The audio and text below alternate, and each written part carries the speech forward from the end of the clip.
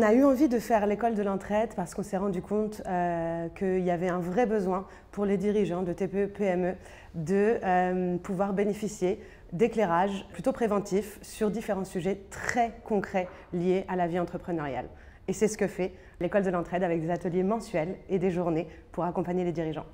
Alors pourquoi cet atelier sur se forger un esprit de sportif de haut niveau? Tout simplement parce que les entrepreneurs, un peu comme les sportifs, sont amenés à franchir des obstacles, des épreuves tout au long de leur vie entrepreneuriale. Et l'idée, à un moment donné, quand on s'oublie, quand on mouline un petit peu à vide, c'est d'avoir un break et de se repositionner sur sa vision, ses objectifs. Et pour cela, on a besoin de deux experts. Une experte, Anne-Gaëlle, qui nous parlera de son mindset de sportif de haut niveau, et Nora Lutway, qui, entrepreneur, nous expliquera comment elle a fait pour avoir ce mindset.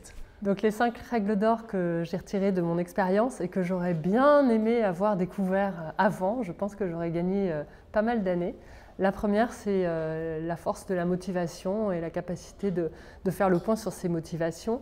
La deuxième, de s'aligner sur ses forces, ses talents et s'entourer d'une équipe qui va avoir des compétences complémentaires. On va avoir la capacité à être dans une quête d'amélioration continue. L'équilibre entre la santé mentale, santé physique, toujours prendre soin de soi. Et pour finir, la capacité de gérer la pression et notamment de se reconcentrer dans le moment présent pour y arriver.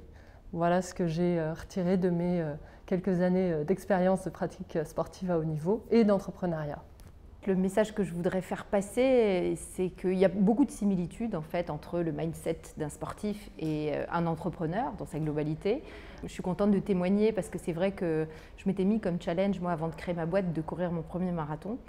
Et c'est vrai que je confirme que c'est une course de fond et qu'il ne faut jamais rien lâcher. Et au-delà de ça, il y a tellement de similitudes effectivement sur les motivations, l'entourage, l'équilibre qu'il faut avoir au quotidien pour tenir justement sur le long terme. Mon message, c'est que il faut aussi continuer en parallèle de l'entrepreneuriat à faire du sport pour tenir le coup. Voilà.